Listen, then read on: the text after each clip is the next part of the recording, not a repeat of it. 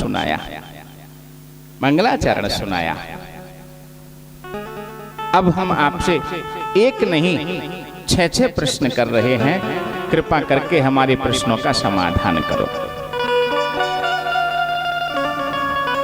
सूत जी महाराज प्रसन्न हो रहे हैं और सौनक जी ने प्रश्न कर दिए। किम श्रेय शास्त्र सारः कः स्व अवतार प्रयोजनम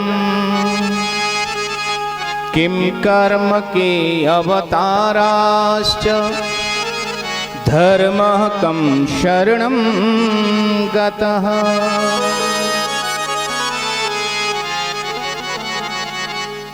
सौनक नाम के ऋषि ने कहा, प्रभु हमारी 6 शंकाएं हैं, हम उनका समाधान चाहते हैं आपसे। जिनमें पहली शंका है कि मानव का सबसे श्रेष्ठ धर्म कौन सा है, हम नहीं जानते। तो मानव का श्रेष्ठतम धर्म क्या है, श्रेष्ठतम कर्म क्या है, जिसके करने से उसके 84 लाख योनियों का जाल छूट जाए। दूसरा प्रश्न, महाराज सभी शास्त्रों का सार क्या है, क्योंकि मानव जीवन तो बड़ा छोटा है, मात्र 100 वर्ष का, और अब तो वैज्ञानिक कह रहे हैं, डॉक्टर कह रहे हैं कि एवरेज 60 वर्ष हो गई है, जिनमें से 20-25 साल तो पढ़ने लिखने में ही चली जाती हैं, फिर शादी हो जाती है, 20-25 साल शादी विवाह बच्चे में निकल जाती है, बचता क्या है, 2-4 साल बचती है महाराज। 60 वर्ष एवरेज माने तो क्या बचा। और अगर सचमुच अगर चिंतन करें ना, तो 100 वर्ष भी मान लें तो 50 वर्ष तो सोने में ही चली गई, रात तो सोने में ही जा रही है। अब 50 वर्ष बची, उसमें आपने स्वाध्याय किया, अध्ययन किया, विवाह किया, बच्चे उत्पन्न हुए, फिर उनको पढ़ाया लिखाया, टाइम मिला कहां भजन करने का। फिर शास्त्र कब पढ़ लेंगे, शास्त्र पढ़ने का तो टाइम ही नहीं है। तो प्रभु ऐसा कोई उपाय बताओ कि किसी एक शास्त्र को पढ़ लें या सुन लें और सारे शास्त्रों का सार मिल जाए।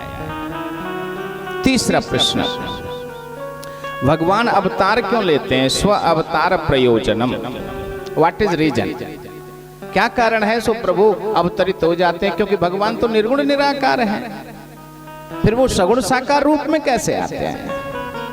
चौथा प्रश्न, भगवान के अब तक अवतार कितने हो गए, सृष्टि प्रक्रिया इतने दिन से चल रही है, कितने अवतार हो गए होंगे, वो भी हम सुनना चाहते हैं। और पांचवा प्रश्न, भगवान जब ये धराधाम छोड़कर अपने धाम वैकुंठ को जाते हैं, भगवान श्री कृष्ण वैकुंठ गए, तो उन्होंने अपना तेज कहां छोड़ा, उन्होंने धर्म कहां स्थापित किया, जिसे हम दोबारा से पालें, प्राप्त कर लें। जी हाँ। और छठा प्रश्न, महाराज पूजा किसकी करें, इतने देवता हैं और हम अकेले हैं। जिस दिन एक भी देव छूट जाता है तो मन में भय रहता है कि आज तो गणेश जी पे दीपक नहीं जला, कहीं नाराज ना हो जाए। आज तो शनि देव छूट गए, शनिवार था, तेल ले जाना था, दान करना था तेल का, लेकिन क्या करें जल्दी में भूल गए, अब चिंता रहती है। अगर छोटी सी भी ठोकर लग गई ना तो बस शनि देव रुष्ट हो गए, मन में विचार आ जाता है। प्रभु कोई ऐसा देव नहीं है जिस एक देव की सेवा करने से, पूजा करने से सारे देव प्रसन्न हो जाएं। ये 6 प्रश्न सौनक नाम के ऋषि ने किए। सूत जी महाराज अति प्रसन्न हुए और उन्होंने कहा, मैं आपके प्रश्नों का समाधान अवश्य करूंगा, लेकिन भागवत के प्रमुख जो आचार्य हैं, भागवत जो प्रवक्ता हैं, वो महामुनि सुखदेव हैं, और जब तक सुखदेव जी का जन्म नहीं होता कथा आगे कैसे बढ़ेगी। इसलिए प्रश्नों का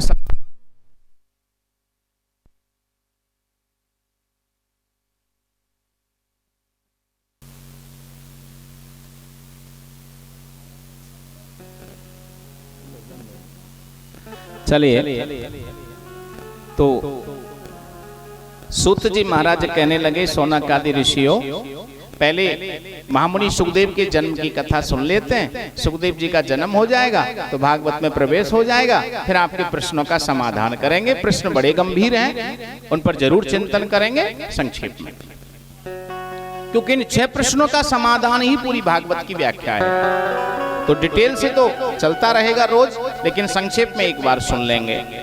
एक बार क्या हुआ जी, गोलोक धाम में श्री राधा रानी विराजित हैं। उनके चरण कमलों में महामुनि शुक बैठे हैं, आंखें बंद हैं, गुरुदेव के चरणों में बैठे हैं। सेवा चल रही है, गुरु मंत्र का जप चल रहा है, बड़ी सुंदर झांकी है। और जो व्यक्ति सचमुच अपने गुरु के चरणों में ऐसे बैठ जाता है, गुरु के चरणों में सेवा चलती है, गुरु मंत्र का जप चलता है, यही बैकुंठ है, दूसरा कहीं और बैकुंठ नहीं मिलता। लेकिन सचमुच वो गुरु हों और हम शिष्य हों तो वो रस मिलता है। उस रस को पाने के लिए हमें शिष्य बनना पड़ेगा, और सचमुच गुरु रूप में प्रतिष्ठित होंगे। नहीं तो कितनी सुंदर खीर बना लो, कितनी सुंदर पकवान बना लो, कितनी सुंदर कितनी स्वादिष्ट मिठाई ले आओ, अगर पात्र गंदा है उसमें डाल देने पर स्वादिष्ट खीर भी न खाने योग्य हो जाती है। गुरु कितने ही श्रेष्ठ हो, अगर शिष्य पात्र नहीं है तो गुरु का ज्ञान बेकार हो जाता है। और पात्र कितना ही सुंदर हो, सोने का ही क्यों ना हो, अगर विषमय खीर अगर आ गई है, जहरीला कोई पदार्थ उसमें डाल दिया है, तो पात्र से क्या होगा। पेट खाने योग्य तो वो व्यंजन है, उसमें जहर मिला है तो कैसे खाएंगे। शिष्य कितना ही श्रेष्ठ क्यों ना हो, अगर वहां गुरु अपने स्वरूप में प्रतिष्ठित नहीं तो भी गड़बड़ है। दोनों का योग चाहिए। आजकल तो परंपरा हो गई है कि हम अधिक से अधिक शिष्य बनाएं, ऐसा गुरु चाहते हैं, और शिष्य भी ये चाहते हैं कि यहाँ से भी दक्षिणा ले ली, बढ़िया गुरु मिले तो फिर वहां भी चले गए। देखा देखी साधे जोग, छीजे काया बाढ़े रोग।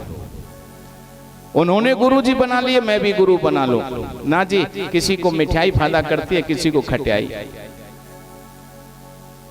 हर एक के लिए हर गुरु शुभ नहीं होता, ठीक नहीं होता।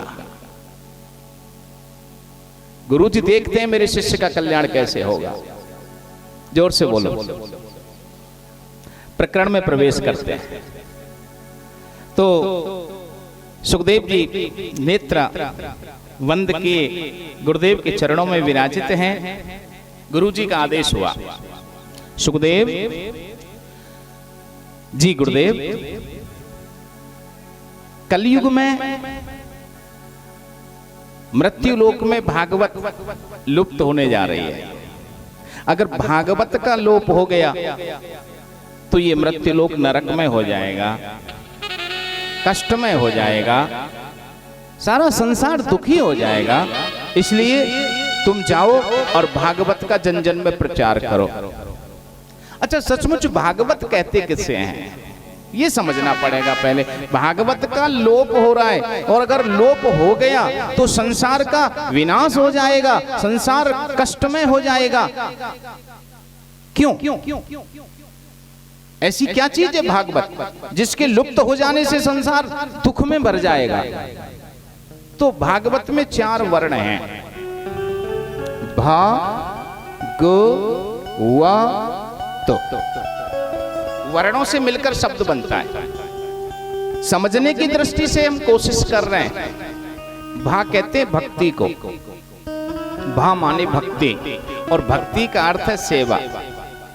तिलक लगाना केवल भक्ति नहीं है, तिलक लगाना चाहिए। चंदनस्य महत्व पुण्यम, बड़ा पुण्य देता है चंदन। हाँ, सर्व पाप नाशनम, सारे पापों का विनाश कर देता है। आपदाम हरते नित्यम, विपत्तियों का विनाश कर देता है। लक्ष्मी तिष्ठति सर्वदा, जो रोज अपने ललाट पर चंदन लगाते हैं उनके यहाँ लक्ष्मी रहती है, क्योंकि इसका नाम ही श्रीखंड है। श्री माने लक्ष्मी, लक्ष्मी का अंश आपने धारण किया, लक्ष्मी आपके घर आ गई, इसलिए चंदन सब लगाए। हमारे यहाँ परंपरा तिलक लगाने की पहले से, इसलिए रोज तिलक लगाया करें। और माताओं को लक्ष्मी क्यों कहा जाता है? क्योंकि वो सुबह ही बिंदी लगा लेती है नाक, इसलिए वो लक्ष्मी साक्षात लक्ष्मी ही हो गई। तिलक लगाते ही लक्ष्मी बन गई, गृह लक्ष्मी हो गई। ये चंदन का महत्व है, ये तिलक का महत्व है। लेकिन केवल तिलक लगाना भक्ति नहीं है। भक्ति शब्द की व्याख्या सुनेंगे तो भज धातु से कितने प्रत्यय करने पर शब्द बनता है भक्ति। और भज सेवा का, भज का अर्थ है सेवा करना, भज सेवायाम। अगर आप सेवा करते हैं तो भगत हैं। मैं मंदिर में बैठूं, जटाजूट धारण कर लूं, सुंदर वस्त्र धारण कर लूं, बढ़िया जो है 10, 20, 50 हजार अपने शिष्य बना लूं और मैं भक्त हो जाऊं, गारंटी नहीं है। मैं भक्त हो जाऊं सच्चे मन से, ये गारंटी नहीं है। और भले ही मैं कोई जटाजूट धारण ना करूं, कोट पैंट पहनूं, सूट सलवार पहनूं, चश्मा लगाऊं, बढ़िया तरीके से रहूं, लेकिन मेरे अंदर सेवा का भाव है। मैं मंदिर में नहीं, मैं तो भले घर में रहूं, दुकान पे रहूं, कहीं भी रहूं, रास्ते में रहूं, खेत पर रहूं, जहां भी जाऊं, बस मेरे मन में एक भाव आ जाए कि मैं दूसरे लोगों की सेवा कर दूं, प्राणी मात्र की सेवा कर दूं। मेरे से बड़ा भक्त दुनिया में कोई नहीं है। ये भक्ति है, सेवा करना भक्ति है। जब तक सेवा नहीं करेंगे भागवत का लाभ नहीं मिलेगा। इसलिए भागवत की पहली सीढ़ी है सेवा। बोलो ना जोर से, जय श्री कृष्ण। भागवत के 4 खम्मे, जिनमें पहला खम्मा सेवा, दूसरा है गा, भा के बाद गा, गा माने ज्ञान, यानी मैं हूं कौन। मैं किसी की बेटी बनी शरीर से, किसी की बहन बनी शरीर से, किसी की पत्नी बनी शरीर से, किसी की माँ बनी शरीर से, पिता बना शरीर से, भाई बना शरीर से। लेकिन सच्चाई ये है कि हम शरीर हैं ही नहीं। जब हम शरीर नहीं है तो हम इन रिश्तों में भी बंधे नहीं हैं। और जब ये रिश्ते नहीं है तो फिर सच्चा रिश्ता क्या है वो पता चल जाए, उसे कहते हैं ज्ञान। भागवत की दूसरी सीढ़ी है ज्ञान। मैं हूं कौन? ऋषि कहते हैं अहम ब्रह्मो अस्मि, मैं ब्रह्म हूं। शिष्य ने पूछा महाराज वो ब्रह्म कहाँ रहता है, कैसा है वो ब्रह्म? तो गुरुजी ने कहा तत्त्वमसि, मैं भी ब्रह्म हूं और वही ब्रह्म तुम भी हो। तत्त्वमसि, तुम अपने आप को जान लो, ब्रह्म को जान लोगे। तो भागवत का दूसरा जो सोपान है, दूसरी सीढ़ी है, वो है ज्ञान। पहली सेवा, दूसरा ज्ञान, और तीसरा वा माने वैराग। वैराग राग रस को भव भक्ति निष्ठा। गोकर्ण जी कहते हैं अपने पिताजी से, आत्मदेव से, वैराग राग रस को भव भक्ति निष्ठ। पिताजी ये जो संसार के जितने रिश्ते हैं जिनमें आप राग में हो रहे हैं, उन सारे रिश्तों को त्याग दो, वैराग्य कर लो। अच्छा, राग और प्रेम में, राग और अनुराग में अंतर क्या है? जोर से बोलो, जय श्री कृष्णा। मेरी पत्नी मुझे समय से खाना दे, समय से वस्त्र धो दे, समय से प्रेस कर दे, बच्चों का पालन कर दे, ये राग है। मेरा पति मुझे 5,000 की साड़ी दे दे, 10,000 का सूट ला के दे दे, ये राग है। इसलिए सेवा करूं, ये राग है। कोई भी बदले में स्वार्थ की भावना राग है। और केवल मेरी पत्नी प्रसन्न रहे, जैसे भी हो मेरी पत्नी खुश रहे, मेरा पति खुश रहे, बदले में मैं कुछ ना मांगू। 24 घंटे एक ही सोचूं कि मेरा परिवार खुश रहे, मेरे बच्चे खुश रहे, मेरा सारा कुटुंब खुश रहे, जो भी मेरे से मिले वो प्रसन्न होके जाए, बदले में वो कोई अपेक्षा न रखी जाए, ये अनुराग है। राग में स्वार्थ भरा है और अनुराग में परार्थ भरा है, परोपकार भरा है, परहित भरा है। बस दिशा बदलनी है, रहना यही है।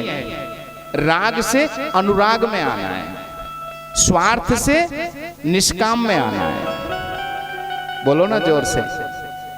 यही वैराग्य है। जाना नहीं है कहीं कि वन में चले जाएं, कि किसी गुफा में चले जाएं, किसी धार्मिक स्थल में चले जाएं, वहीं भजन होगा। तो फिर जिम्मेदारी कैसे होगी? जो पति तुम्हें 7 फेरे लेके आया अग्नि के सामने, उसको छोड़ के गुफा में चली जाओगी तो फिर क्या होगा आगे? या कोई देवता पत्नी को छोड़ के चला जाए तो देवी का क्या होगा आगे? ना ना, जब तक शरीर है शरीर के सारे रिश्तों को निभाएंगे, लेकिन राग में नहीं, अनुराग में रहकर निभाएंगे।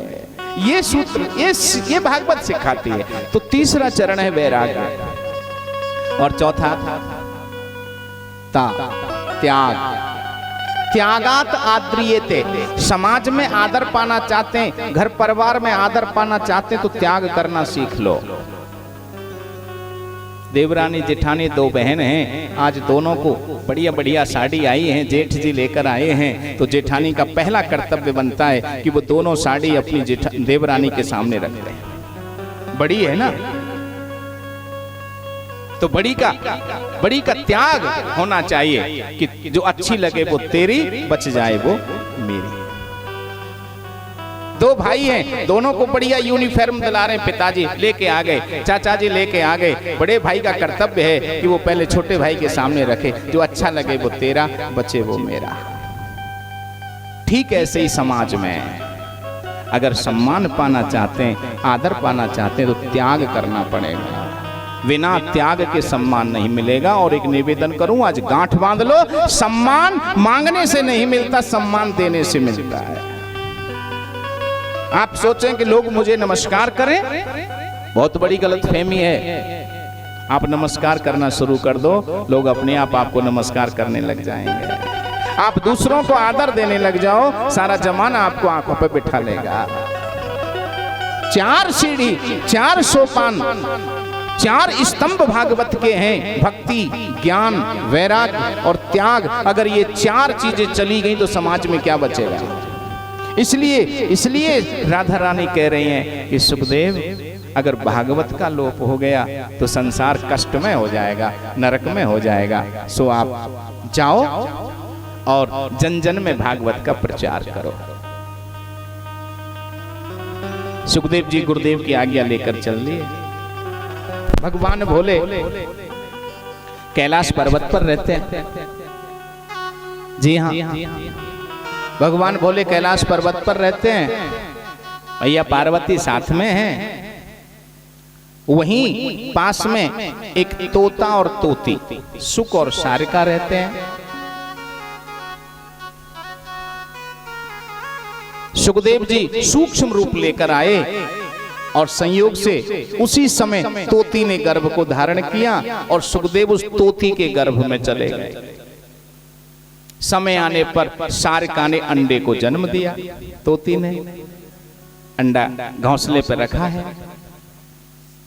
तेज हवा का झोंका आया, घोंसला हिला, अंडा गोल तो होता ही है। घोंसला हिला, अंडा भी हिला और धरती में गिरा, टूट गया।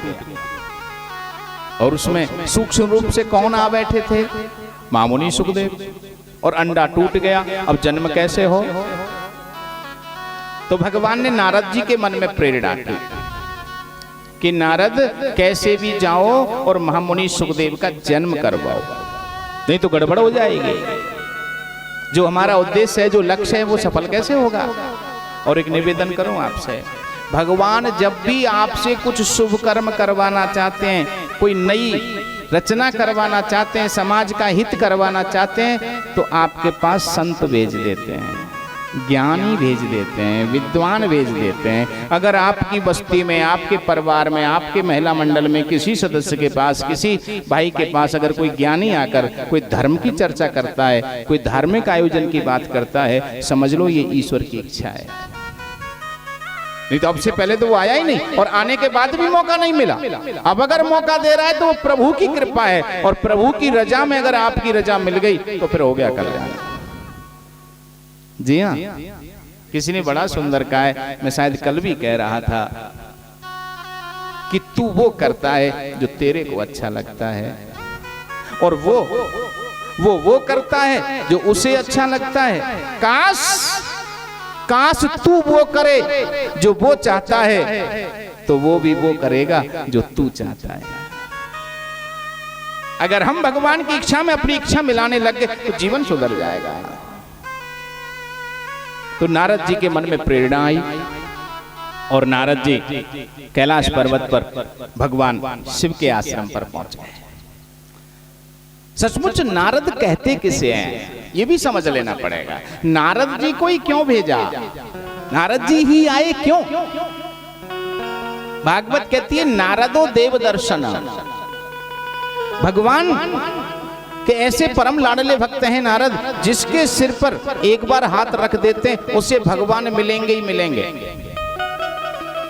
उसको भगवान के दर्शन होंगे ही होंगे, कोई नहीं रोक सकता। जी हाँ।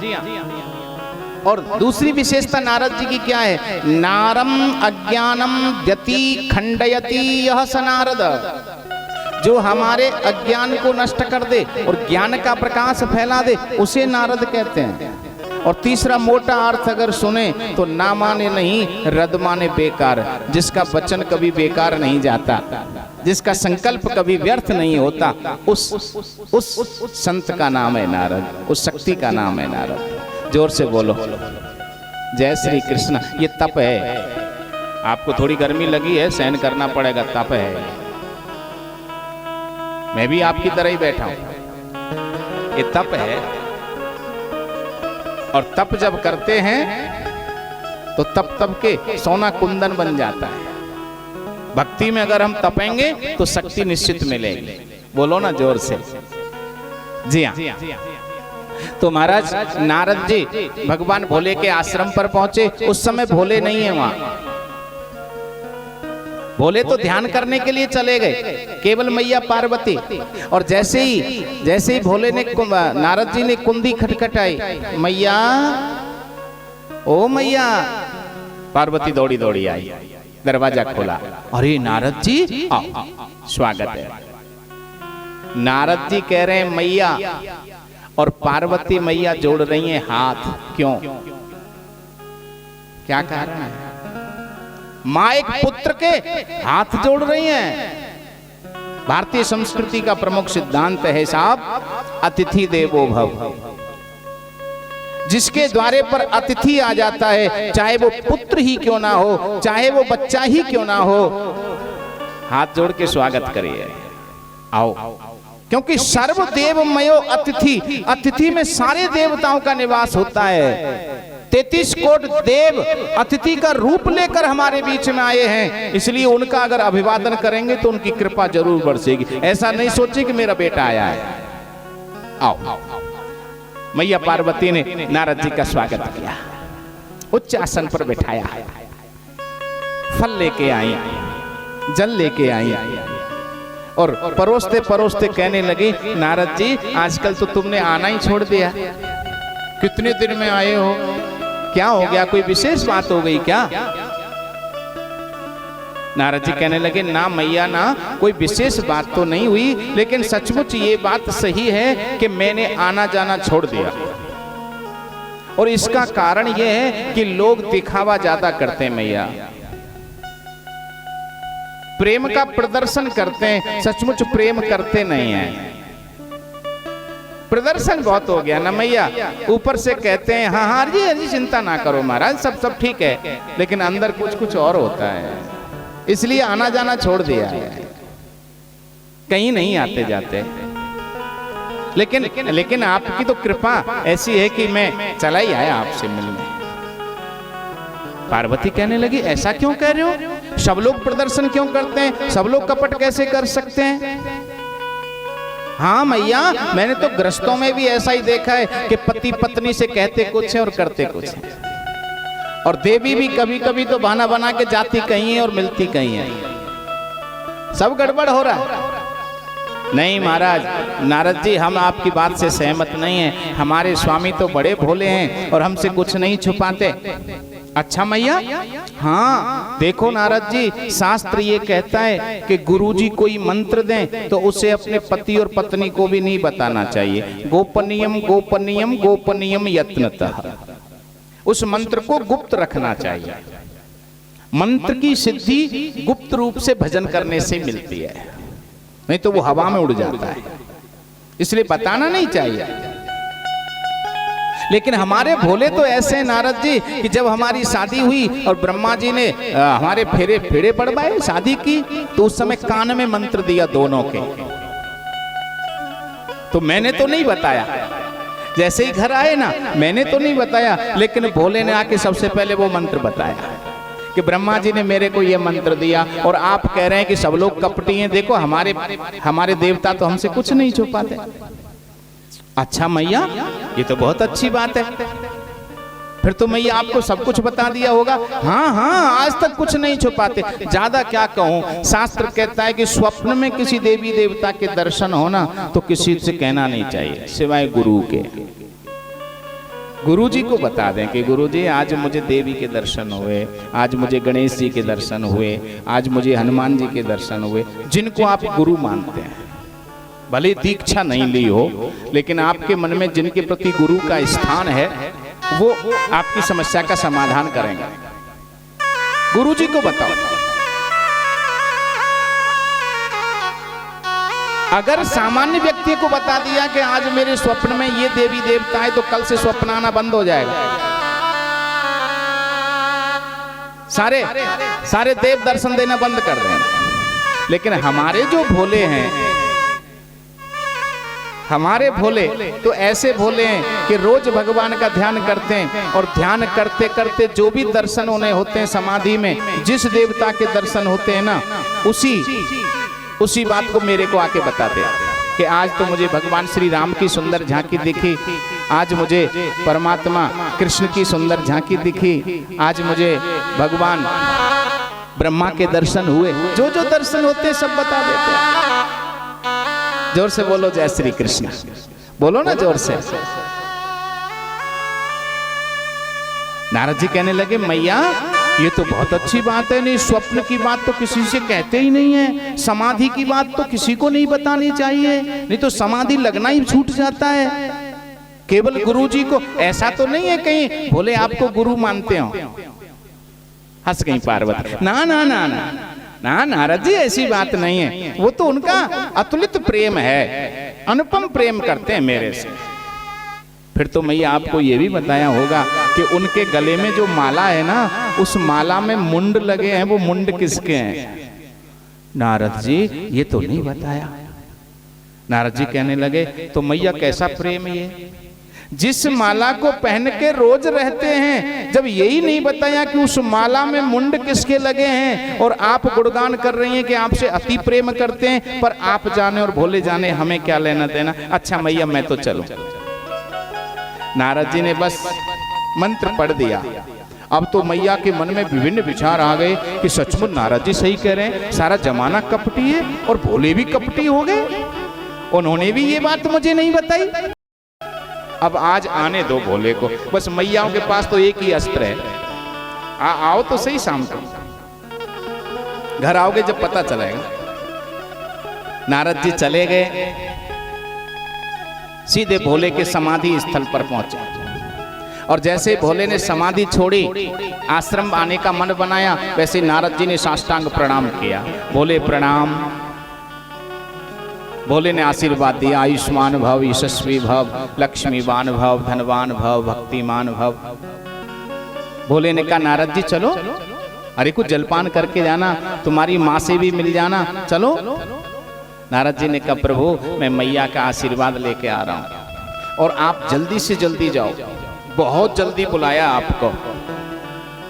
भोले समझ गए, नारद मैं तुझे जानता हूं, दूसरे के घर में आग लगा के तमाशा तू देखता है, क्या बीज बो के आया है बता।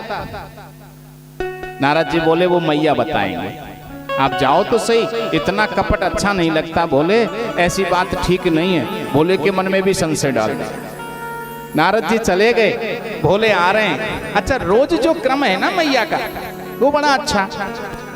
भोले जब जाते हैं सुबह, तो मैया आरती करके विदा करती है। ये कथा बहुत अच्छी शिक्षा दे रही है हमको। जब भी घर से हमारे पति अपने व्यवसाय पर जाएं, अपनी दुकान पे जाएं, अपनी ड्यूटी पे जाएं, किसी तीर्थ पर जाएं, बाहर जाएं नगर से, तो बड़े प्रसन्न चित्त होकर भेजना चाहिए। कभी टेंशन में स्वामी को घर से नहीं जाने देना चाहिए। जाने माने टेंशन देनी नहीं चाहिए। उनको तो 9 बजे जाना है और आप 8:45 बजे ही उनसे गड़बड़ करने लग गए तो उनका दिमाग खराब हो जाएगा। इसलिए कोशिश करो कि जब भी आपके बच्चे, आपके पति घर से बाहर जा रहे हों, आप कितने ही दुखी क्यों ना हो अंदर से, लेकिन वहाँ ऐसा भाव बनाओ कि उनके मन में चिंता ना हो, वो निश्चिंत होकर घर से जाएं। और अगर आपकी स्थिति ऐसी है कि उन्हें नहीं जाना चाहिए तो स्पष्ट बोलो, आज आप नहीं जाओगे, छुट्टी ले लो, लेकिन खिन्न करके, दुखी करके नहीं भेजना चाहिए। और जब शाम को लौट के आए, भले ही आप सारे दिन प्यासे रहे हो, घर में आज पानी की व्यवस्था ना रही हो, लेकिन जब वो आए तो उनका स्वागत भगवान की तरह करना चाहिए। आप अपनी बात कहिए, आपका अधिकार है, लेकिन समय देखकर, अनुकूलता प्रतिकूलता देखकर अपनी बात कहिए। तो मैया पार्वती रोज बड़ी प्रसन्नता से विदा करती हैं भोले को, और जब शाम को भोले लौट के आते हैं ना तो थाली सजाती हैं, दरवाजे पे खड़ी हो जाती हैं, दूर से ही मुस्कुराने लग जाती हैं, पुष्प बिखेरने लग जाती हैं। जब नजदीक आते हैं तो जल से अर्घ देती हैं, फिर आरता उतारती हैं, फूलों से स्वागत करती हैं, फिर अंदर बुलाती हैं। आज तो मैया ने न थाली सजाई, न फूल रखे, न दीपक जलाया, आ तो दरवाजा ही बंद कर दिया। जोर से बोलो। मैयाओं का एक यही अस्त्र है, बस बोलना बंद कर दो। मैया पार्वती अंदर वाले कमरे में जाके विश्राम कर रही हैं। भोले समझ गए कि नारद ने कोई ना कोई बड़ी बात करी, इसलिए इतनी नाराज हो गई पार्वती। नहीं, रोज बड़ा स्वागत सत्कार करती हैं, आज तो दिखाई नहीं दे रही, दरवाजा बंद है। भोले दरवाजे पर आए और आवाज लगाने लगे, गौरा, ओ उमा, पार्वती, ओ शक्ति, जगदम्बे, पराम्बा। मैया तो बोल नहीं रही हैं, दरवाजा खोल नहीं रही हैं। भोले ने दरवाजा खोला, त्रिशूल रखा, कमंडल रखा, डमरू रखा, आवाज लगाते लगाते अंदर गए। और जैसे ही भोले अंदर आए तो मैया और मुंह फेर के खड़ी हो गई। भोले ने कहा, ऐसी क्या बात है पार्वती? अरे तू नाराज हो जाएगी तो लोग मुझे शिव कैसे मानेंगे? तू खुश है तो मैं शिव हूं, तू है तो मैं शिव हूं, तेरा साथ है तो मैं शिव हूं, तेरी शक्ति है तो मैं शिव हूं, और तू नहीं तो मैं सब हूं। शिव और सब थोड़ा ही अंतर है। शिव में जो ई की मात्रा है वो पार्वती है। अगर शिव में से ई की मात्रा निकल जाए, डेड बॉडी है, कुछ नहीं है। इसलिए शिव कहने लगे, पार्वती तेरी नाराजी मेरे से नहीं झेल सकती, वो बर्दाश्त करने योग्य नहीं है। भोले ने हाथ पकड़ा, पार्वती को बाहर लेके आए, आसन पर बिठाया और मनाने लगे। पार्वती ने कहा, मैं कपटी लोगों से बात नहीं करती। भोले ने कहा, मैं कपटी हूं? मैंने क्या कपट कर दिया? अरे इससे बड़ा कपट क्या होगा? जिस माला को पहन के रोज रहते हैं, आज तक ये नहीं बताया कि इसमें मुंड किसके लगे हैं। भोले मुस्कुराए। अच्छा एक बात बताओ पार्वती, तुमने मेरे से कभी पूछा? पार्वती ने कहा, पूछा तो नहीं, फिर मोटी मोटी आंख क्यों दिखा रही है? गलती तो तेरी है ना, पूछा तूने नहीं, आरोप मेरे ऊपर, ऐसा अन्याय क्यों? अच्छा तो बोले, अब बताओ आपकी माला में ये जो मुंड है ना, वो किसके हैं? भगवान शिव गंभीर हुए और कहने लगे, पार्वती सचमुच आपने कहा कि मैं कपटी हूं। कपटी मैं कैसे हो सकता हूं? मैं तो आपसे इतना प्रेम करता हूं, इतना प्रेम करता हूं कि सचमुच इसका कोई प्रमाण है तो ये माला है। पार्वती और गंभीर हुई कि आपके प्रेम का प्रमाण ये माला कैसे हो सकती है महाराज? पार्वती और उत्सुक हुई तो भोले कहने लगे, जगदम्बा इस माला में जितने मुंड लगे हैं ना, वो सब आपके हैं। माला 108 की होती है, 107 हो गए, केवल एक मुंड की कमी है और वो पूर्ति तुम ही करोगी। पार्वती बोली, मैं कुछ समझी नहीं। कि जब जब आप शरीर त्यागती हो, मैं आपके बिना रह नहीं सकता। आपका मधुर स्पंदन जब तक मुझे प्राप्त नहीं होता, आपकी दिव्य शक्ति का अनुभव मुझे नहीं होता, तब तक मैं शिव नहीं बना रह सकता। इसलिए आपका वो करुण स्पंदन पाने के लिए मैं आपका मुंड मेरी माला में लगा लेता हूँ और आपकी शक्ति मुझे प्राप्त होती रहती है, मैं शिव बना रहता हूँ। 107 जन्म हो गए आपके, 108वां अब हुआ है, बस इंतजार है कब शरीर छोड़ो। तो हंस गई जोर से। यानी आप चाहते हो मैं जल्दी से जल्दी शरीर छोड़ के जाऊं? कि ना ना ना, ऐसी बात नहीं है, लेकिन माला पूरी करने के लिए तो छोड़ना पड़ेगा ना। बोलो ना जोर से।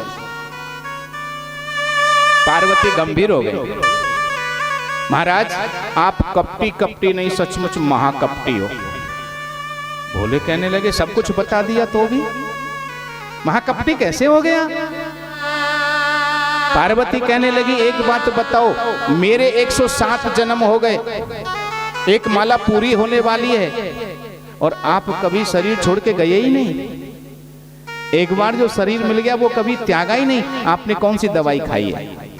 आपने कौन सी टैबलेट ली है? वो मुझे भी चाहिए, वो रस मुझे भी पाना चाहती हूँ, जिससे मैं भी, आप शिव हैं तो मैं शिवा बनकर रहना चाहती हूँ, आपके साथ अमर होना चाहती हूँ। प्रभु वो औषधि, वो रस, वो दवाई मुझे भी दीजिए। भगवान शिव गंभीर होकर कहने लगे पार्वती सचमुच मैंने एक औषधि का पान किया है और वो औषधि है अमर कथा। मैंने अमर कथा को पिया है। पिबत भागवतम रसमालयो मूरहो,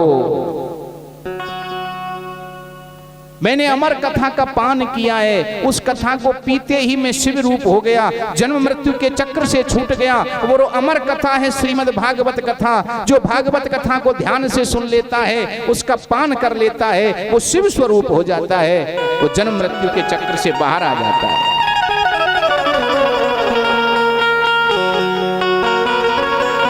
चरणों में बैठ गई पार्वती। भगवान ने पहले आसन पर बैठाया, अब पार्वती चरणों में आ गई और कहने लगी प्रभु वो अमर कथा मैं भी सुनना चाहती हूँ, कृपा करो और मुझे कथा सुनाओ। भगवान ने कहा कथा सुनने के कुछ नियम है। पार्वती ने कहा बताओ। कि देखो कथा ध्यान से सुनी जाती है। बुलजी मैं ध्यान से सुनूंगी। अच्छा कथा आसन में बैठ के सुनी जाती है। बुलजी मैं आसन में बैठ के सुनूंगी। बोले ऐसा मत कर लेना कि कभी कभी कहीं भागवत की तरफ ही पैर करके बैठ जाओ। बोलो ना जोर से। जी हाँ। और तीसरी देखो मैं जो कथा सुनाऊंगा वो आंख बंद करके सुनाऊंगा। अब मुझे क्या पता चलेगा कि तुम सो रही हो कि सुन रही हो? इसलिए ना कथा सुनते सुनते तुम्हें हुंकारा भरना पड़ेगा। हुंकारा भरना पड़ेगा। पार्वती ने कहा जी ठीक है। भगवान शिव ने ताली बजाई। पहली ताली बजाई, जितने पक्षी थे सब उड़ गए। दूसरी ताली बजाई, राम कथा सुंदर कर तारी और संशय बेहग उड़ावन हारी। दूसरी ताली बजाई तो पार्वती के मन में जितने संशय थे, जितने विचार थे, सब शांत हो गए, मन एकाग्र होने लगा। और तीसरी ताली बजाकर भगवान स्वयं ध्यान में बैठ गए। कथा का प्रारंभ हुआ। कथा जिस जगह सुनाई जा रही है उस स्थान के पीछे वो अंडा, तोती का अंडा टूटा पड़ा था। पहले दिन की कथा प्रारंभ हुई। कथा के तेज का प्रभाव ये हुआ कि जो टूटा पड़ा अंडा था वो साबुत हो गया। दूसरे दिन की कथा हुई, अंडा दोबारा से फूटा, उसमें से पक्षी बाहर आया। तीसरे दिन की कथा, पक्षी पंख फड़फड़ाने लगा। और चौथे दिन की कथा में तो भगवान का जन्मोत्सव मनाते हैं, जो वो तोता अब तो उड़ने लगा। पांचवें दिन की कथा जब प्रारंभ हुई तो महाराज ज्ञान कांड आ गया। उद्धव जी भगवान श्री कृष्ण से पूछने लगे कि गोविंद त्याग क्या है, सन्यास क्या है, ज्ञान क्या है, वैराग्य क्या है? भक्ति थोड़ी रोचक होती है और ज्ञान थोड़ा नीरस होता है। तो नीरसता जब आई तो पार्वती मैया की आंख लग गई, यानी नींद आ गई। अब हुंकारा कौन भरे? वो तोते का बच्चा जो पीछे बैठ के कथा सुन रहा था, उसने देखा कि मैया पार्वती शांत हो गई, यानी नींद आ गई। अगर हुंकारा बंद हो गया तो कथा अधूरी रह जाएगी, इसलिए मैया की जगह हुंकारा तोता भरने लगा। आइए भजन के माध्यम से सुनते हैं आगे क्या हुआ। बोले, कहने लगे पार्वती ये तो 5वें दिन का प्रकरण है, कथा तो 7 दिन हो गई, कथा महापूर्ण हो गई, इसका मतलब तुम सो गई? पार्वती कहने लगी, हाँ प्रभु सचमुच मेरी नींद लग गई। तो फिर ये हुंकारा किसने भरा? पार्वती बोली, अच्छा ही तो हुआ जिसने भी हुंकारा भरा, आपकी कथा अधूरी रह जाती। नहीं, ये तो अच्छा है कि जिसने हुंकारा भरा, लेकिन हुंकारा पीछे से भरा है। और ये ब्रह्म विद्या है, भागवत। पीछे से जो कथा सुनता है वो ब्रह्म विद्या की चोरी के पाप से युक्त होता है। वो पापी है जिसने ब्रह्म विद्या की चोरी की है, मैं उसे छोड़ूंगा नहीं। तोता घबरा गया।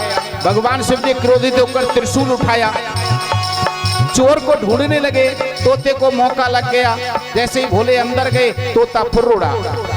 आगे आगे तोता और पीछे पीछे भोले, तीनों लोकों में तोता घूम आया, लेकिन कहीं ठहरने को जगह नहीं मिली। भगवान क्रोधी हैं, त्रिशूल को लेकर पीछे पीछे दौड़ रहे हैं। आगे क्या हुआ सुने भजन से। जी उड़तो उड़तो तोता तोता तोता तोता, जी उड़तो उड़तो तोता गयो व्यास भवन पे आई। जे उड़तो उड़तो तोता गयो व्यास भवन में आई। तू व्यास की पत्नी बिटका छत पे रही केश सुखाई। व्यास की पत्नी बिटका छत पे रही केश सुखाई। व्यास की पत्नी अरनी छत पे रही केश सुखाई।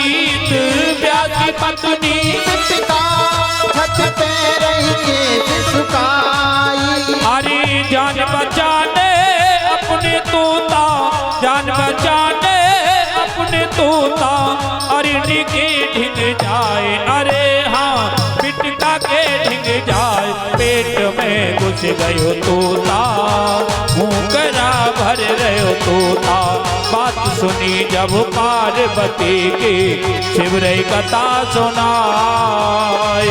ध्यान मगन है गई सती जब गई नींद में था, सती के पर गयो तोता, हुंकारा भर रहो तोता। सती के पर गयो तोता, हुंकारा भर रहो तोता।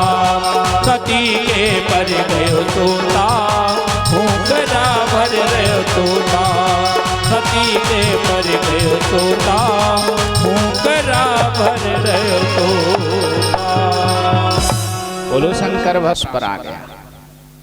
व्यास जी की पत्नी है बिटका, जिसका दूसरा नाम है अरणी, अरणिका। अच्छा, व्यास जी का तो विवाह हुआ नहीं, फिर पत्नी कहां से आ गई? बड़ी गूढ़ बात है। तर्क होना चाहिए आपकी बुद्धि में कि व्यास जी टप्पे तो नहीं मार रहे। इतनी कथाएं सुन ली तो क्वेश्चन तो उठना स्वाभाविक है कि व्यास जी के विवाह का प्रकरण हमने तो सुना नहीं, और पत्नी भी आ गई और बच्चा भी हो गया। सुनिए महाभारत क्या कहता है।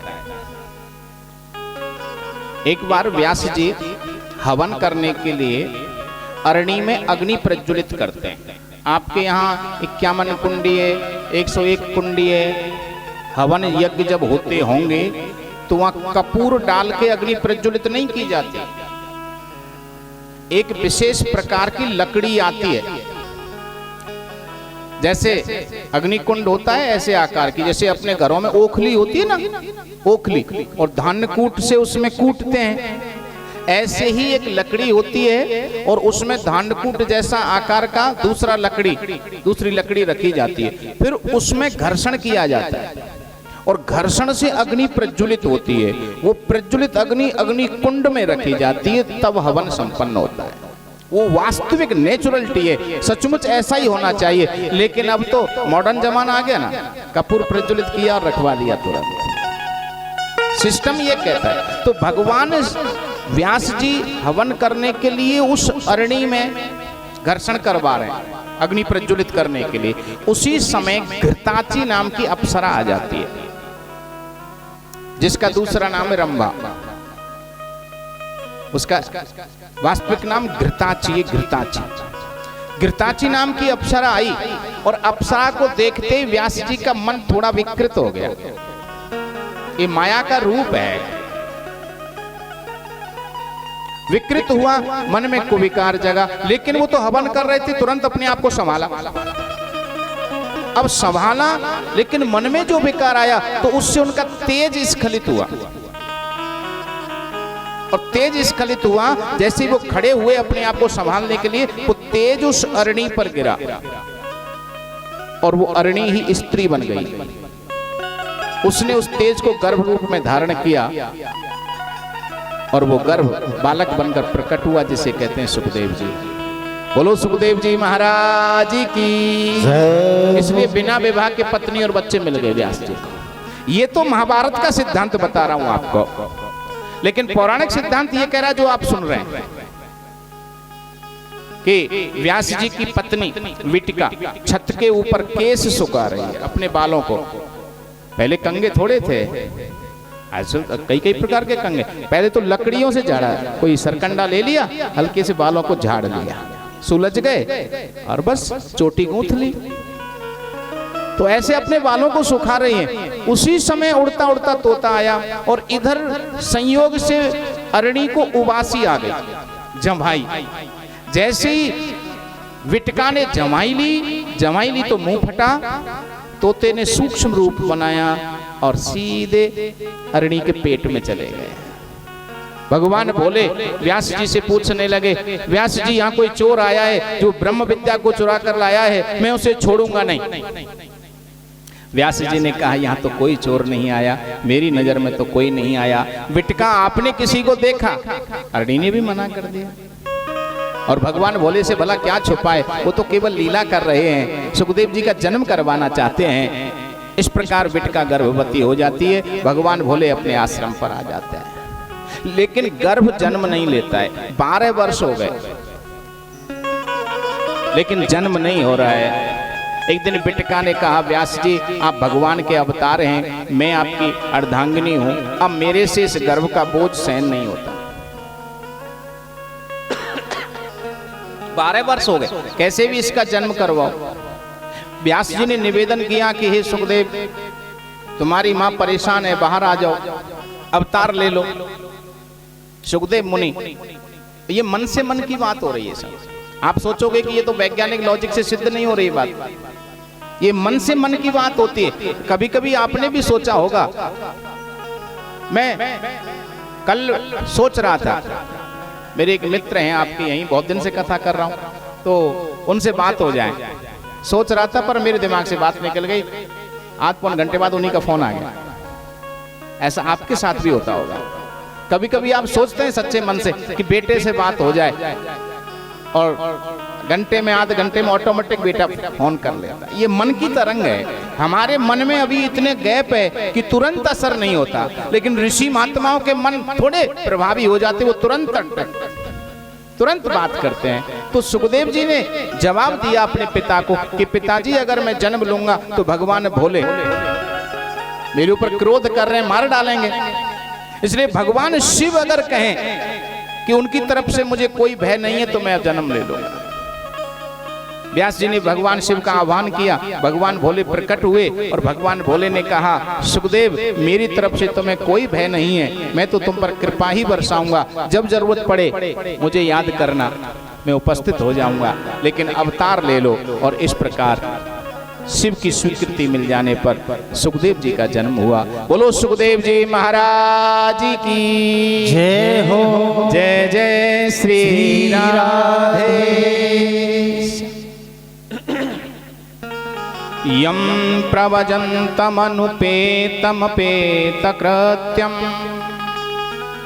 द्वैपायनं विरह कातर्वा जुहावा पुत्रेति तन्मयतया तरवो विनीदो तम सर्वभूत हृदय मुनिमानतोस्मि। जन्म लेते ही बालक बन की ओर चल दिया। आप सोच रहे होंगे हमारे बच्चे तो हिलते भी नहीं है ठीक से, डॉक्टर पीठ ठोकता है तब जाके रोना शुरू करता है कभी कभी। वो जन्म लेते ही चल दिया। हाँ, जो बच्चा गर्भ में 12 वर्ष रह सकता है वो जन्म लेकर चल भी सकता है। क्यों? ये बात मैं किस लिए कह रहा हूं? क्योंकि भगवान जो है ना, वहां विज्ञान नहीं चलता, भगवान के यहाँ भाव और श्रद्धा चलती है। पहले ये समझो कि डेफिनेशन क्या है गॉड की, गॉड कहते किसे हैं। अगर ये बात समझ में आ गई ना तो सारी समस्याओं का समाधान हो जाएगा। ध्यान से सुनो, what is the definition of God? परिभाषा भगवान की, कर्तुम अकर्तुम अन्यथा कर्तुम समर्थ स ईश्वर।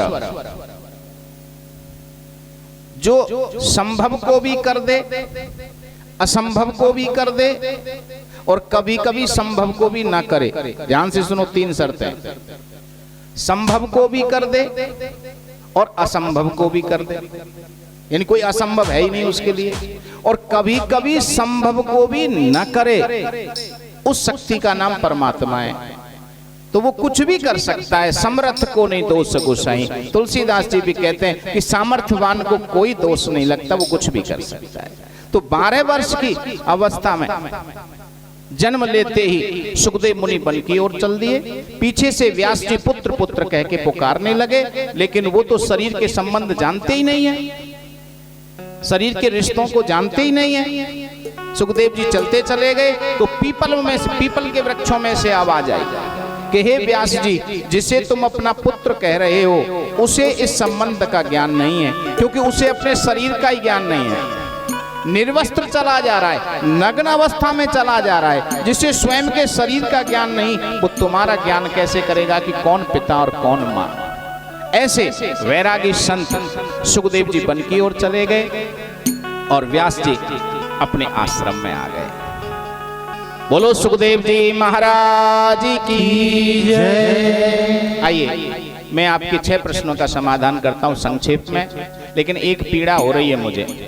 अभी कथा श्री गणेश हुई है, एक कथा सुनी है, अब आप आए हैं और टाइम हो रहा है 4:15, यानी आपका आने का टाइम कोई नहीं और कथा पूर्ण करने का टाइम पहले निश्चित करवा लिया आपने। कैसे काम चलेगा बताइए? ये आप कभी भी आए छूट और हमारे लिए बिल्कुल छूट नहीं, ऐसा कैसे? इस पर विचार करिए, कल से लेट नहीं आना है, क्योंकि ये व्यास आपको अधिक से अधिक सुनाना चाहता है, अधिक से अधिक सुनाना चाहता है। अगर आपको अच्छा लग रहा है, ऐसा लग रहा है कि हमें कुछ ताजगी का अनुभव हो रहा है, वास्तविकता में ये कथा सुननी चाहिए, तो फिर समय का ध्यान रखना। जीवन का क्या भरोसा है, बड़ी मुश्किल से मिला ये सौभाग्य, इसका पूरा लाभ लेना है। तो 6 प्रश्नों का समाधान करते हैं। पहला प्रश्न, मानव का सबसे श्रेष्ठ धर्म कौन सा है? भागवत के शब्दों में सुनिए, सबई पुंसाम परो धर्मो यतो भक्ति रधोक्षजे अहेतुक्य प्रतिहतायया आत्मा संप्रसीदति। महामुनि सूत जी महाराज सौनकादि ऋषियों के जो 6 प्रश्न हैं उनमें पहले प्रश्न का समाधान कर रहे हैं। मैं सारे ज्ञानियों का ध्यान चाहता हूं। मानव का सबसे श्रेष्ठ, सबसे उत्तम धर्म, सबसे उत्तम कर्म, कर्म ही धर्म है, धर्म ही कर्म है, कोई अंतर नहीं है। भगवान की निष्काम भक्ति, अहेतुक्य हता यया आत्मा संप्रसीदति। आत्मा माने परमात्मा ईश्वर, प्रसीदति माने प्रसन्न हो जाते हैं। किससे प्रसन्न हो जाते हैं? अहेतुकी भक्ति से, निष्काम भक्ति से। 2 शब्द आ रहे हैं, निष्काम और भक्ति। पहले ये समझे निष्काम। मैं आपको बता रहा था राग और अनुराग में अंतर। अब सकाम और निष्काम में वही कोई ज्यादा अंतर नहीं है। राग और अनुराग में वही सकाम निष्काम में है। आप मन में विचार करें कि हे भागवत भगवान, मैं भी अपने घर आपका प्रसारण करवाऊं, लेकिन मेरे बेटे की नौकरी लग जाए। आपका विचार बहुत अच्छा है, भगवान की कथा आप सुनवाना चाहते हैं, लेकिन आपने इच्छा रख दी वहां मेरे बेटे की नौकरी लग जाए। इसे कहते हैं सकाम भक्ति। बेटे की नौकरी तो पक्की लगेगी। अगर आपने सच्चे मन से भागवत के सामने संकल्प लिया है तो भागवत कल्प वृक्ष है, आपके बच्चे की जरूर नौकरी लगेगी, लेकिन भागवत का फल आपको नहीं मिलेगा। भागवत सुनने का जो फल आपको मिलना चाहिए, जो जन्म मृत्यु के चक्र से छुड़ाने वाला है, वो नहीं मिलेगा, क्योंकि आपने निश्चय कर दिया बेटे की नौकरी। इसलिए भगवान कह रहे हैं कि निश्चय करना छोड़, डोनेशन देना बंद कर दे। तेरी कथा करवा दूंगा, इसलिए मेरे बेटे की नौकरी लगवा दे। कथा का डोनेशन देना जो दे रहा है ना, वो मत दे। करवा या मत करवा, लेकिन निष्काम भाव रख, वहां कामना मत कर। प्रभु मैं तेरी कथा सुनने आ रहा हूं, ये मेरा धर्म है, ये हिंदू धर्म है, ये सनातन धर्म है, ये मानव धर्म है, इसलिए मैं तेरी कथा सुनना चाहता हूं। इसके बदले में मैं कुछ नहीं मांगता, क्योंकि मैं जानता ही नहीं मुझे क्या चाहिए, और तू सब जानता है मुझे क्या चाहिए। जब मैं तेरी भक्ति कर रहा हूं तो मांगने की जरूरत क्या है? बोलो ना जोर से। लेकिन हमें विश्वास कहां रहता है? अनन्याश्चिन्तयन्तो माम ये जना पर्युपासते तेषामनित्याभियुक्तानां योगक्षेमं वहाम्यहम्। बहुत गंभीर बात, ध्यान से सुनेंगे सभी। हमारा पूरा जीवन दो बातों में निकल जाता है साहब, योग और क्षेम, लेकिन ये पूर्ण नहीं होते। सारी जिंदगी निकल जाती है, कई कई जन्म निकल गए, लेकिन दो कार्य पूर्ण नहीं हुए। पहला क्षेम, यानी जो सामग्री हमारे पास है, जो वस्तु हमारे पास है, हम उसकी रक्षा करते रहते हैं, लेकिन रक्षा हो नहीं पाती। रक्षा नहीं हो पाती है। जब ये शरीर सुरक्षित नहीं रह रहा है हमसे, तो हम दूसरी सामग्रियों की रक्षा कैसे कर पाएंगे? सारे जीवन कोशिश करने के बाद हम हमारी धन संपत्ति, मकान दुकान की सुरक्षा नहीं कर पाते, फेल हो जाते हैं। पहली बात। और दूसरी बात, योग। योग माने जो वस्तु नहीं है उसे पाने में लगे हैं। पहले बाजार में दुकान नहीं थी, सोचते थे भगवान हमारी किराए की दुकान है, ऐसी शक्ति तो हम अपनी दुकान खरीद लें। खरीद ली, एक और हो जाए, बगल में जोड़ा हो जाए तो अच्छा लगे, हो गया। अब 2 कमरे ऊपर और बन जाएं, बन गए। बस अब एक बेटे को दुकान और हो जाए बगल में, अब क्या चिंता है? तृष्णा न जीर्णा वयमेव जीर्णा। तृष्णा कभी वृद्ध नहीं होती, हम ही वृद्ध हो जाते हैं। जब साइकिल नहीं थी तो साइकिल की इच्छा हुई, फिर मोटरसाइकिल आ गई तो मोटरसाइकिल की इच्छा हुई, 4 व्हीलर आ गया तो 4 व्हीलर की इच्छा हुई, उसमें भी अच्छी क्वालिटी। शरीर छूट जाता है, लेकिन इच्छाएं पूर्ण नहीं हो पाती हैं। भगवान कह रहे हैं कि तू मेरा एक काम कर ले, मैं तेरे दोनों काम पूर्ण कर दूंगा। पहली बात, जो संपत्ति तेरे पास है, जो धन दौलत, मकान दुकान, पत्नी बच्चे, घर परिवार जो भी है, उसकी रक्षा करना मेरी जिम्मेदारी है। पूरी रक्षा करूंगा, चौकीदार बन के रहूंगा तेरा। और दूसरी बात, जो तुझे चाहिए, तुझे तो पता भी नहीं तुझे कल किस चीज की जरूरत पड़ेगी, वो सारा कुछ ला कर दूंगा। लेकिन क्या कर ले? अनन्यास चिंतयन्तो माम। सबको छोड़कर केवल मेरा भजन शुरू कर दे।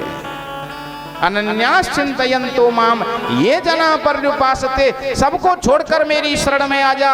सर्व धर्मान परित्यज्य मामेकम शरणं व्रज अहम त्वाम सर्व पापेभ्यो मोक्षयिष्यामि मा शुचः। तू सारे धर्म कर्मों को छोड़कर केवल मेरे भजन में लग जा, मेरी शरण में आ जा, मैं तेरे सारे रोग शोक ताप सबको नष्ट कर दूंगा।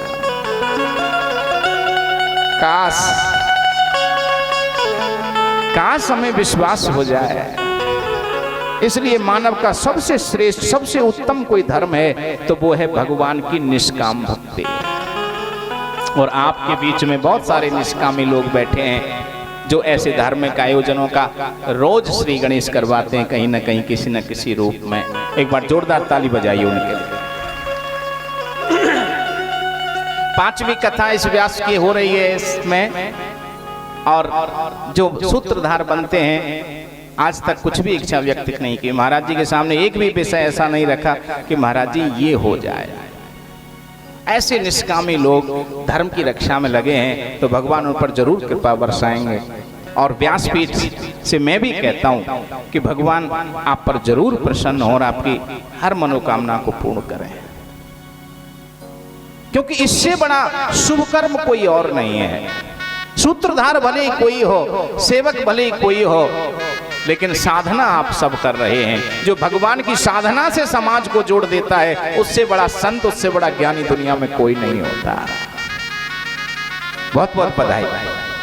तो हम सबका प्रथम और सर्वश्रेष्ठ कर्तव्य है हम भगवान की निष्काम भक्ति करें। बात समझ में आ गई ना? आज से सकाम भाव छोड़ दो।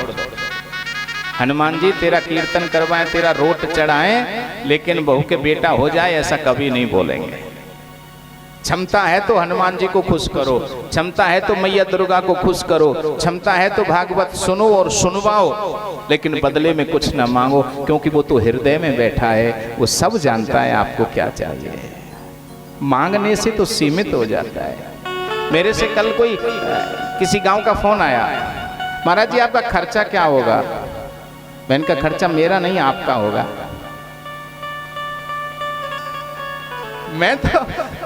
मैं खर्चा थोड़ी करूंगा, खर्चा तो आप करेंगे।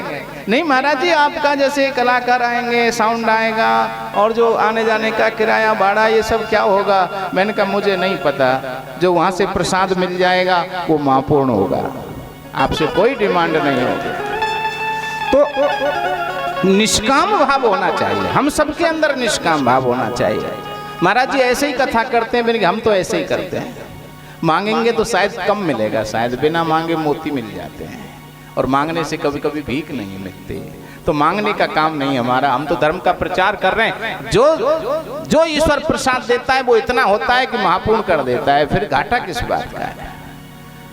तो ऐसा भाव आप भी बनाएं, शुभ कर्म करें लेकिन बदले में कुछ मांगे नहीं। बोलो ना जोर से जी। दूसरा प्रश्न, हम पूजा किसकी करें? महाराज देवी देवता इतने हैं और हम अकेले हैं। महामुनि सूत जी कहने लगे, सुनो, यथा तरोर मूल निषेचनेन तृप्यन्ति तत् स्कंद भुजोपशाखा।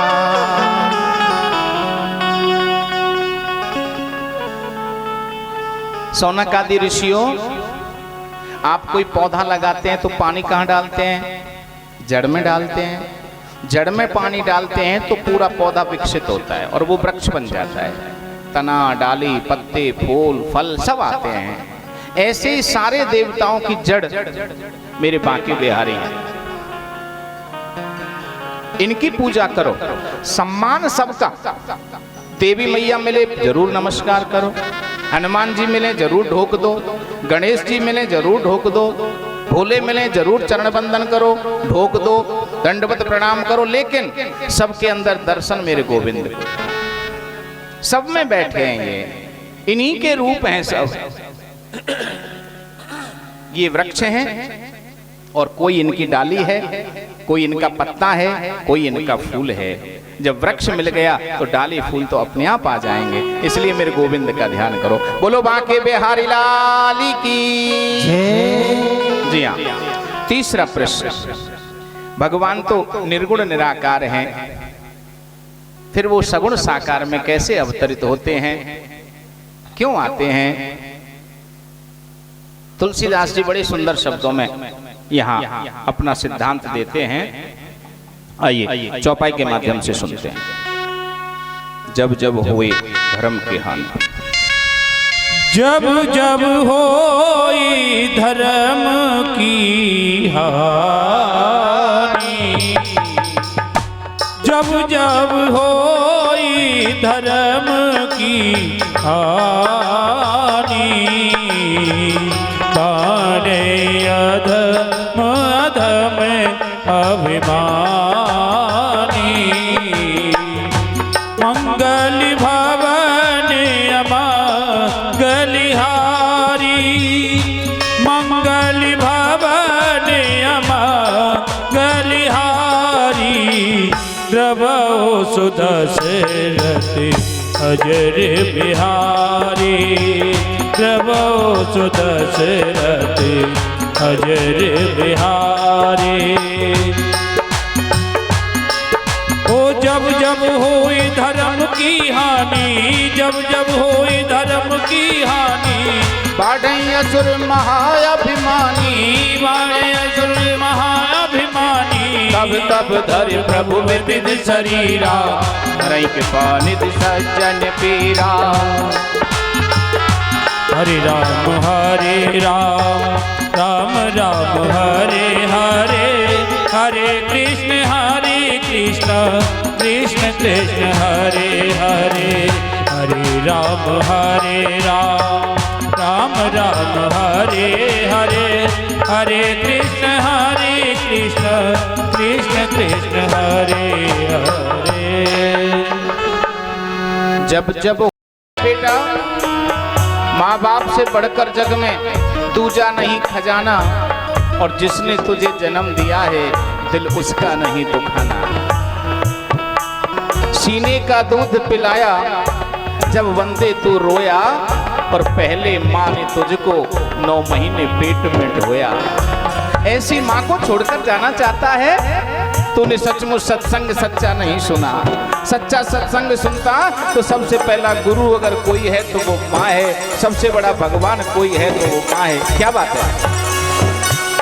हाँ, चाहे लाख कमाई धन दौलत की करी ले, चाहे लाख कमाई धन दौलत की करी ले, ये कोठी और बंगले तेरे नहीं कहीं के, तेरे नहीं कहीं के। माँ बाप की तू सेवा, माँ बाप की कर सेवा, तेरे था नहीं गवाना। माँ बाप की तू सेवा, तेरे था नहीं गवाना। चाहे करो कमाई, चाहे करो कमाई, दिल इनका ना दुखाना। वो दिल कहाँ से लाऊं, तेरी याद जो बुला दे, वो दिल कहाँ से लाऊं, तेरी याद जो बुला दे। तन मन में बस गई है, तन मन में बस गई है, वो याद फिर दिला दे, वो दिल कहाँ से लाऊं, तेरी याद जो भुला दे, वो दिल कहाँ से लाऊं, तेरी याद जो भुला दे। अंत में संताम करो। भीम बोले भैया मेरी बात भी सुन लो। अर्जुन छोड़ दे, द्रौपदी छोड़ दे, कन्हैया छोड़ दे, लेकिन मैं इस हत्यारे को नहीं छोड़ूंगा। इसने मेरी द्रौपदी को निपुत्री बनाया है। 5 पुत्रों को जन्म देने वाली द्रौपदी आज निपुती हो गई। ये कलंक लग गया है। इस कलंक को लगाने वाले को मैं जिंदा नहीं छोड़ूंगा। मैं इसकी माँ को निपुती बनाऊंगा। जैसी द्रौपदी आज बिना संतान के रमा रही है, ऐसे इसकी माँ को रुला कर रहूंगा। कन्हैया कहने लगे शांत हो जाओ भीम, कोई बात नहीं। अर्जुन कहने लगे गोविंद बताओ क्या करना चाहिए ऐसी परिस्थिति में? कन्हैया ने क्या सुंदर जवाब दिया, सुनिए। ब्रह्म बंधुर्न हंतव्यो आततायी वधारणा मैं वो भय मामनातम परिपाही अनुशासनम। हे भैया, शास्त्र कहता है ब्राह्मण की हत्या नहीं करनी चाहिए, और दूसरी बात शास्त्र कहता है कि आतताई को कभी छोड़ना नहीं चाहिए। ध्यान चाहता हूं ज्ञानियों का, आतताई को छोड़ना नहीं चाहिए और ब्राह्मण को कभी मारना नहीं चाहिए। कन्हैया कहने लगे, ये दो बातें शास्त्र में लिखी हैं। अर्जुन ने कहा, आप जैसे अगर मंत्री बन जाएं, आप जैसे न्यायकर्ता बन जाएं, तो कभी न्याय होगा ही नहीं। कन्हैया बोले, क्यों? अरे एक तरफ ये अश्वत्थामा ब्राह्मण है, इसलिए इसे मारना नहीं चाहिए, और दूसरी तरफ ये आतताई है। आतताई किसे कहते हैं? ध्यान से सुनो। मत्तम प्रमत्तम उन्मत्तम सुप्तम बालम स्त्रियम जड़म प्रपन्नम विरथम भीतम नरपुम हंति धर्मविता। जो किसी अबला नारी को मारे वो आतताई है, किसी वृद्ध व्यक्ति को मारे वो आतताई है, किसी पागल व्यक्ति को मारे आतताई है, किसी के बच्चे की हत्या करे आतताई है, और सोते हुए व्यक्ति की हत्या करे वो आतताई है। एक तरफ ये आतताई है, इसने सोते हुए बच्चों की हत्या की है, और दूसरी तरफ ये ब्राह्मण है, इसको मारना नहीं चाहिए। अब बताओ दोनों बातें एक साथ कैसे हो सकती है? एक तरफ छोड़ना है, एक तरफ मारना है, क्या करना है? कैसी सुंदर बात कही मेरे गोविंद ने। ध्यान चाहता हूं। लोभश्चेद गुणेन किं पे सुनता यद्यस्ति किम पातकै सत्यम चेतपसा च किम शुच मनो यद्यस्ति तीर्थेन किम सौजन्यम यदि किम बलेन सुमहिमा यद्यस्ति किम मंडनै सदविद्या यदि किम धनै अपयसो यद्यस्ति मृत्युना च किम। हे अर्जुन, अपयसो यद्यस्ति मृत्युना च किम। यदि किसी का अपमान कर दिया जाए, किसी को सभा से भगा दिया जाए, तिरस्कार करके दूर भगा दिया जाए, निंदा हो जाए, अपयश फैल जाए, तो वो जीते जी मर जाता है, उसे मारने की जरूरत नहीं होती। समाज में अगर ये बात फैल जाए कि Rajesh is very bad, Rajesh बहुत गंदा व्यक्ति है, बहुत चरित्रहीन है, आचरणहीन है, तो अब मरने की जरूरत नहीं है। समाज जिससे मुंह फेर लेता है वो व्यक्ति समाज की दृष्टि में मर जाता है। और यदि कोई सब दुनिया कहे कि राजेश बहुत परिश्रमी है, बहुत मेहनती है, बड़ा परोपकारी है, खुद भूखा रहकर भी दूसरों को खाना खिलाता है, सुबह से शाम तक कितनी मेहनत करे लेकिन धर्म कार्य में सहयोग करता है, तो आगे कोई अमर रहने वाला नहीं है। लेकिन जब जब धर्म की चर्चा होगी राजेश को जरूर याद किया जाएगा। इसे कहते हैं अमर होना। जीते जी अमर हो जाना। महात्मा गांधी इस समय हमारे बीच में नहीं है, लेकिन उनका नाम है, उनका काम है, इसलिए वो ज्यों की त्यों आज भी हमें अनुभव होते हैं। तो अपयश अगर हो जाए तो मरने की आवश्यकता नहीं, वो मर जाता है।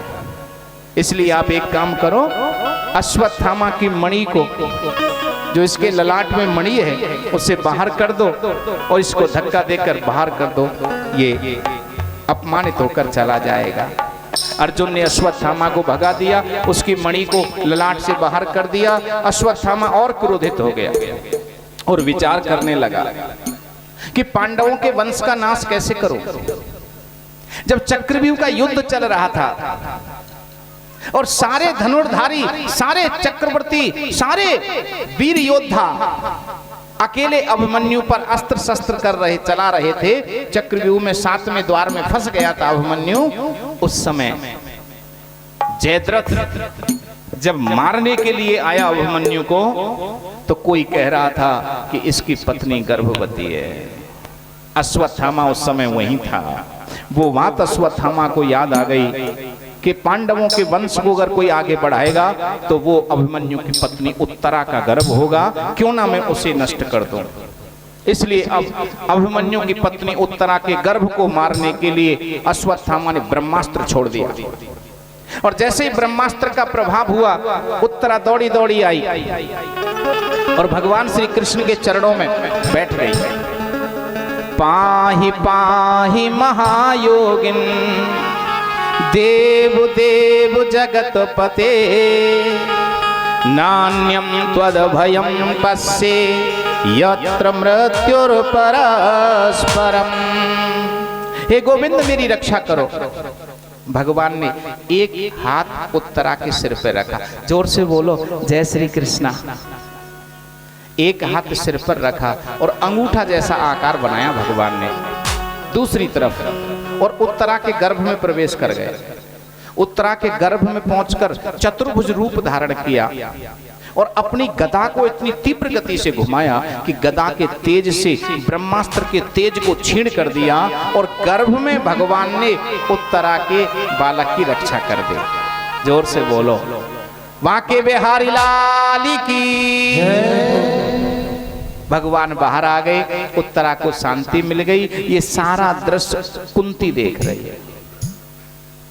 कुंती ने कहा कन्हैया, हम तो तुझे अब तक अपना भतीजा समझते थे, सचमुच आज पता चला है कि तू तो सबका पिता है, जो गर्भ में मेरे पोते की रक्षा कर रहा है।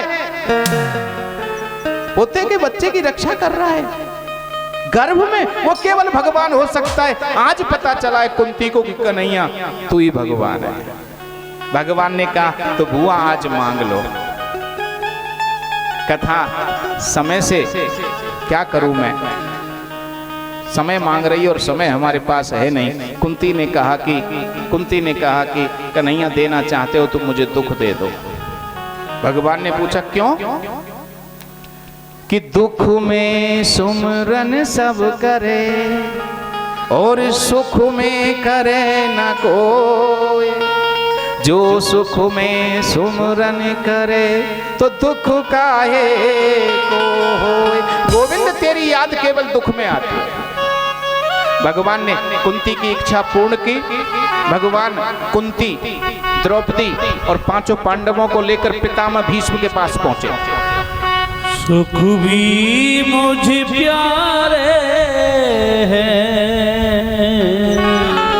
समय नहीं कह रहा है, थोड़े सा मजबूरी हो गई। हाँ जी। पितामह भीष्म बाणों की सैया पर लेटे हैं। सबने प्रणाम किया और भगवान ने कहा पितामह अब आप युधिष्ठिर को उपदेश दो, क्योंकि युधिष्ठिर राजा बनने वाले हैं। ये मुझे तो केवल अपना बड़ा भाई मानते हैं, मेरे प्रति इनकी श्रद्धा नहीं है। आपके प्रति श्रद्धा है, आप जो कहोगे वो ये मानेंगे। पितामह भीष्म ने युधिष्ठिर को 3 बातें बताई हैं, ध्यान से सुनिए। दान धर्मान,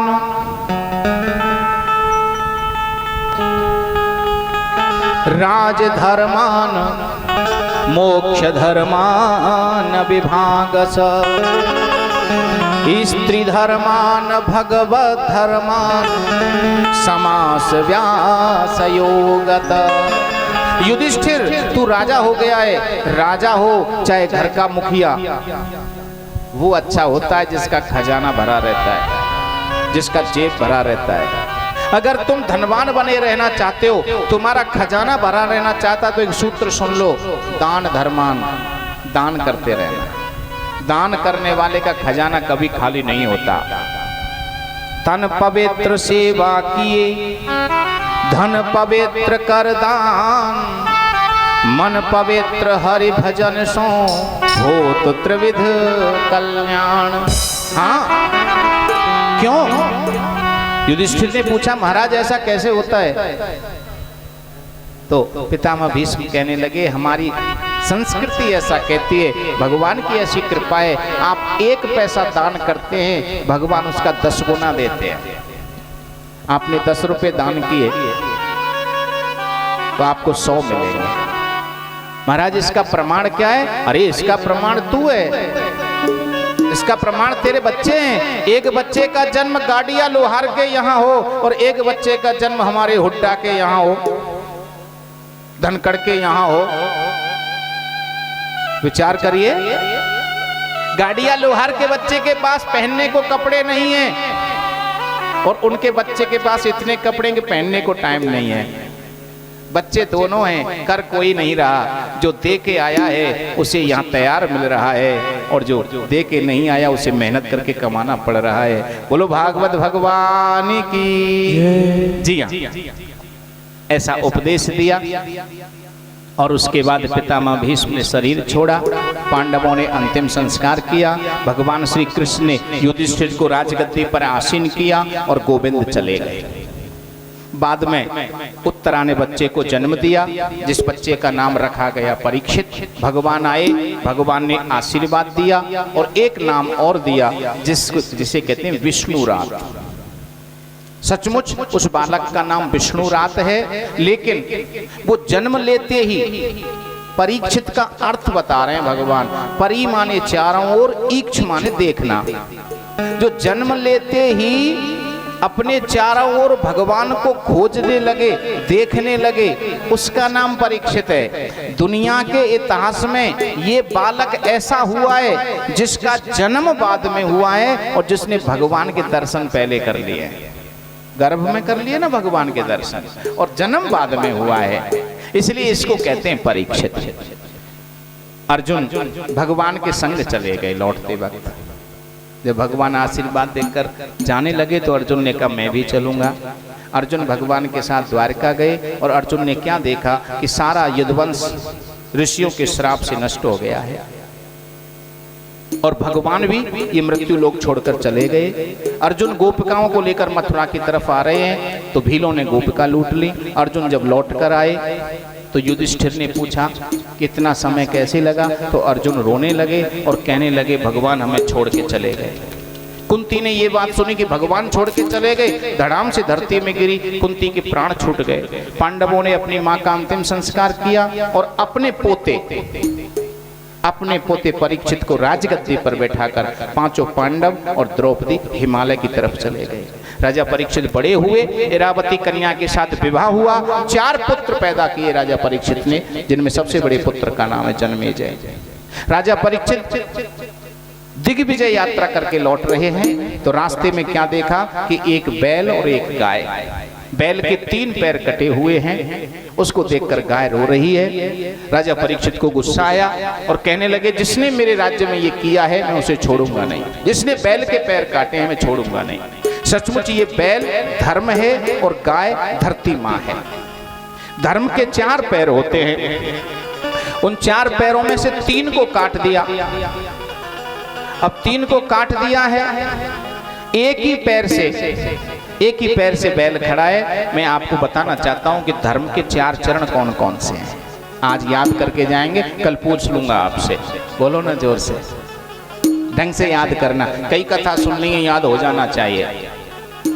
तपः शौचम दया सत्यम इति पादा कृते कृता अधर्मास्त्रयो भग्ना शमय संग मदस्तव।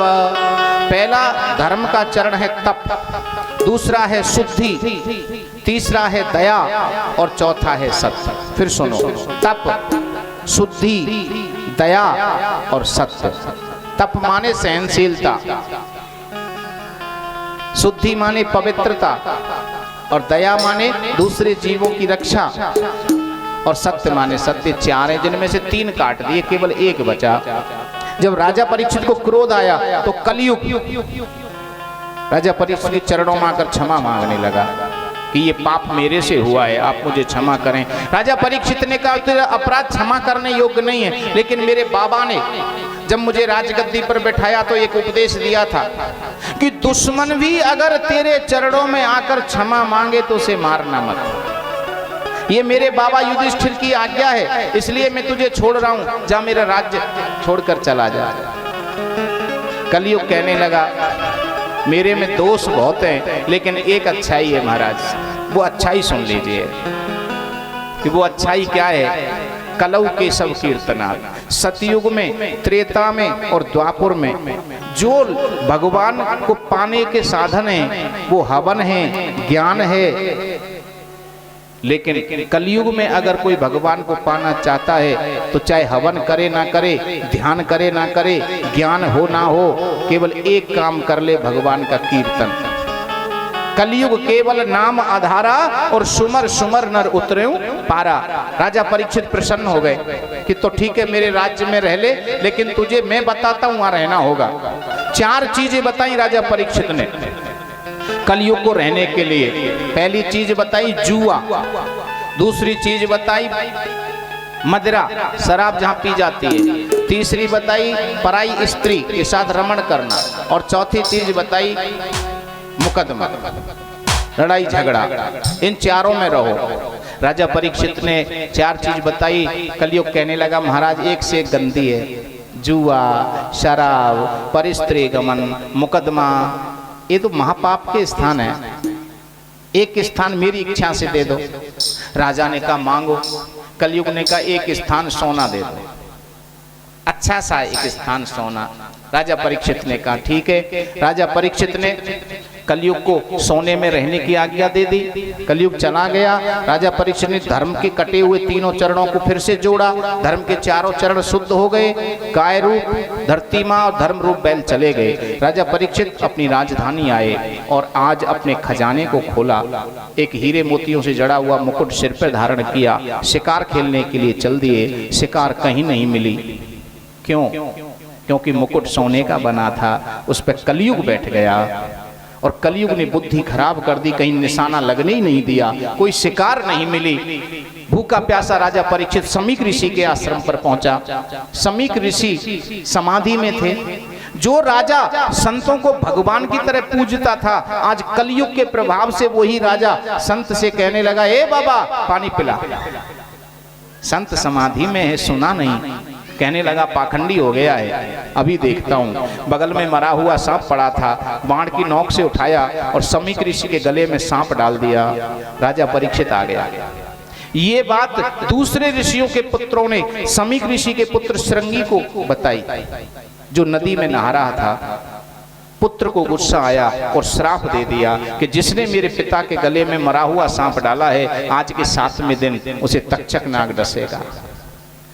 श्रृंगी आया, अपने पिता की गोदी में बैठकर रोने लगा। समाधि खुली समीक ऋषि की, तो पुत्र ने सारी बात बताई। समीक ऋषि बहुत दुखी हुए। उन्होंने अपने गौरमुख नाम के शिष्य को भेजा कि राजा परीक्षित से जाकर कहो उसके पास केवल 7 दिन हैं, 7वें दिन तक्षक डस लेगा। 7 दिन हैं, वो अपनी मुक्ति का उपाय कर ले। राजा परीक्षित ने अपने पुत्र जन्मेजय को राजगद्दी पर बिठाया और मुक्ति करने के लिए गंगा के किनारे हरिद्वार आ गए। मुक्ति कैसे मिले ये विचार करने लगे और उसी समय महामुनि सुखदेव का आगमन हुआ। राजा परीक्षित ने सुखदेव जी की पूजा की और पूजा करके उच्च आसन पर बैठाकर एक प्रश्न किया कि प्रभु मरने वाले व्यक्ति को क्या करना चाहिए। अच्छा, कोसली में तो सब अमर हैं, सब अमर हैं। कोरोना सब जगह प्रभावित कर रहा था, लेकिन कोसली सुरक्षित थे, अमर है ना हम। इसलिए अगर सचमुच हम अमर हैं तो कथा सुनने की कोई जरूरत